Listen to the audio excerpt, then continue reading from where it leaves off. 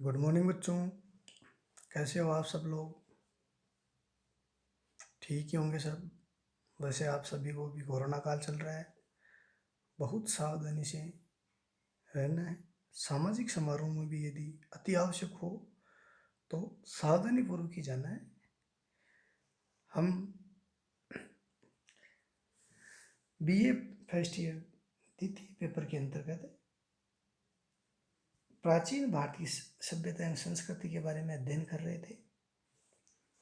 प्राचीन भारतीय सभ्यता एवं संस्कृति के अंतर्गत आज हम जैन धर्म के बारे में अध्ययन करेंगे। जैन धर्म है वो एक बहुत ही प्राचीन धर्म है। हम मान सकते हैं कि जितना पुराना वैदिक धर्म आर्य धर्म है उतना ही पुराना जैन धर्म, क्योंकि जैन धर्म में अब तक 24 तीर्थकर हो चुके हैं और जैन धर्म के प्रथम तीर्थकर है वो ऋषभदेव या आदिनाथ थे, जिनका उल्लेख वेदों में भी है, वैदिक साहित्य में उनका उल्लेख है। और उनके पश्चात 22 तीर्थकर और हुए। 22वें तीर्थकर है वो अरिष्टनेमि थे, वो भगवान श्री कृष्ण के समकालीन थे। 23वें तीर्थकर पार्श्वनाथ है, उनके बारे में हमें ऐतिहासिक जानकारी प्राप्त होती है। पार्श्वनाथ है, उनका जन्म 24वें तीर्थकर महावीर स्वामी से लगभग 250 वर्ष पूर्व काशी में वहाँ के राजा अश्वसेन के यहाँ हुआ। इनकी माता का नाम वामा था। इनका विवाह कुश स्थल की राजकुमारी प्रभावती के साथ हुआ। 30 वर्ष तक वैभवशाली जीवन व्यतीत करने के पश्चात इनका ध्यान है वो गृहस्थ जीवन से भटक गए और गृहस्थ जीवन त्याग करके ये सत्य की खोज में निकल पड़े। 83 देर तक की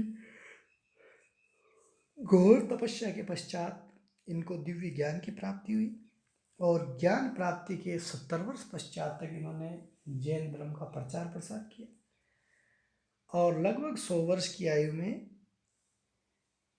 इनको मोक्ष या मृत्यु की प्राप्ति हुई। पार्श्वनाथ द्वारा प्रतिपादित मार्ग का अनुसरण करने वाले निग्रंथ कहलाए, अर्थात ग्रंथ अर्थात सभी प्रकार की ग्रंथियों से मुक्त निग्रंथ। इनके अनुयायियों की संख्या काफी अधिक थी।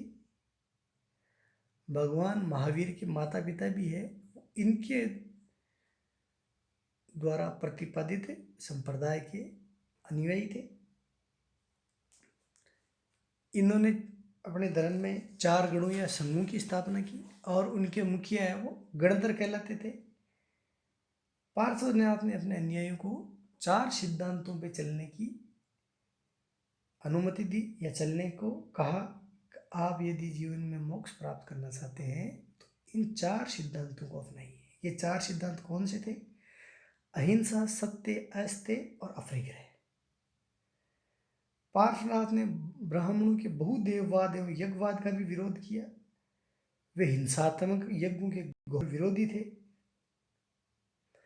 इससे स्पष्ट हो जाता है कि कई बार कहा जाता है कि जैन धर्म के संस्थापक महावीर स्वामी है, वो संस्थापक नहीं थे। जैन धर्म इनसे भी बहुत पहले फल फूल रहा था।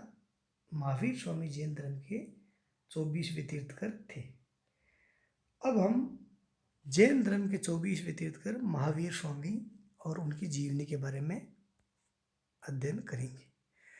महावीर स्वामी है, इनका जन्म 599 ईसा पूर्व वैशाली के निकट कुंडग्राम नामक स्थान पे हुआ। इनके पिता का नाम सिद्धार्थ था और माता का नाम त्रिशला था। इनके पिता सिद्धार्थ है वो क्षत्रिय थे और ज्ञात्रक कुल के मुखिया थे। इनके मामा हैं वो वैशाली के प्रसिद्ध राजा चटक थे।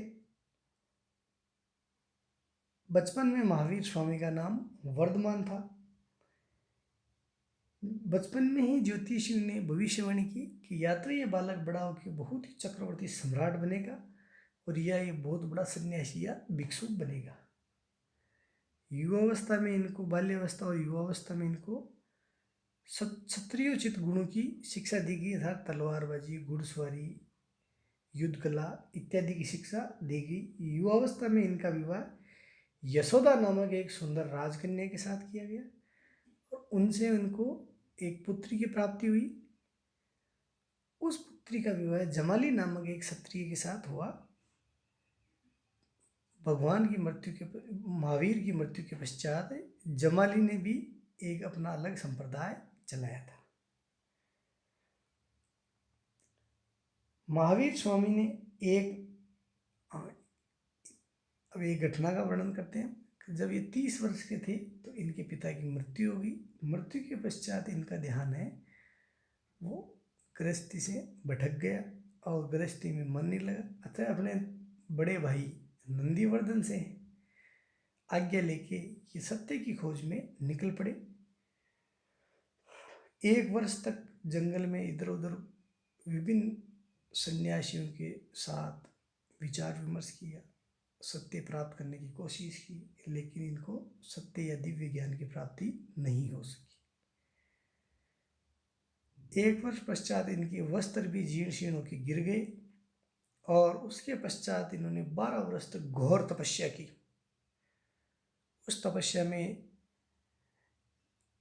इनके शरीर पे विभिन्न चींटियाँ, कीड़े मकोड़े इत्यादि लग गए, लेकिन ये अपनी तपस्या से विचलित न हुए। भूखे प्यासे रह के इन्होंने घोर तपस्या की। इनका शरीर है वो बिल्कुल कृशकाय हो गया था। 12 वर्ष पश्चात रिजुपालिका नामक सरिता के तट पे, जो जंबिका ग्राम के नज़दीक बहती थी, एक साल वृक्ष के नीचे इनको दिव्य ज्ञान की प्राप्ति हुई। ज्ञान प्राप्ति के पश्चात उस दिव्य ज्ञान को केवल्य कहा गया और इनको केवलिन कहा गया और अपने इंद्रियों पे विजय पाया इन्होंने, तो ये जिन या जितेंद्रिय कहलाए। सत्य ज्ञान होने के पश्चात इन्होंने जनता को जीवन यापन का सरल मार्ग दिखाया। विचारों का प्रचार प्रसार करने के लिए स्थान स्थान पे घूमे। मगध, काशी, कौशल, उज्जैनी आदि राज्य उनके प्रचार के क्षेत्र थे। महावीर स्वामी का कई राजवंशों से निकट का संबंध था, अतः उन राजवंशों से भी इनको धर्म प्रचार में सहायता मिली। इनकी सत्यवाणी और सरल जीवन से प्रभावित होकर सैकड़ों हजारों लोग इनके अनुयायी बन गए। उनमें राजा, महाराजा, वैश्य, व्यापारी, अन्य लोग इनकी बातों का अनुसरण करने लगे। जैन साहित्य से हमें पता चलता है कि लिच्छवी के राजा चेटक, अवंतिका प्रदोत, मगध का बिंबिसार और अजातशत्रु, चंपा का शासक दधिवाहन और सिंधु सोवीर का शासक उदयन आदि इनके परम श्रद्धालु या अनुयायी थे। प्रतिवर्ष अपने धर्म का प्रचार करने के लिए एक स्थान से दूसरे स्थान पे घूमते रहते। इस प्रकार घूमते घूमते लगभग 72 वर्ष की आयु में 527 ईसा पूर्व पावापुरी में भगवान महावीर को या महावीर स्वामी को मोक्ष की प्राप्ति हुई। इनकी मोक्ष प्राप्ति के पश्चात भी इनका धर्म है वो फलता फूलता रहा। महावीर स्वामी और पार्श्वनाथ में मुख्यतः ज़्यादा मतभेद नहीं है, फिर भी मतभेद ये है कि जहाँ पार्श्वनाथ ने 4 सिद्धांत या 4 महाव्रत दिए, वहीं महावीर स्वामी ने उसमें 5वां महाव्रत या सिद्धांत जोड़ दिया। 5वां महाव्रत था ब्रह्मचर्य। जहाँ पार्श्वनाथ ने अहिंसा, सत्य, अस्त्य, अपरिग्रह बताया, तो महावीर स्वामी ने उसमें मोक्ष प्राप्त करने के लिए 5वां व्रत है ब्रह्मचर्य भी जोड़ दिया। तो इस प्रकार ये जैन धर्म के 5 महाव्रत कहलाए। अब हम अगले प्रकरण में जैन धर्म के सिद्धांतों के बारे में अध्ययन करेंगे।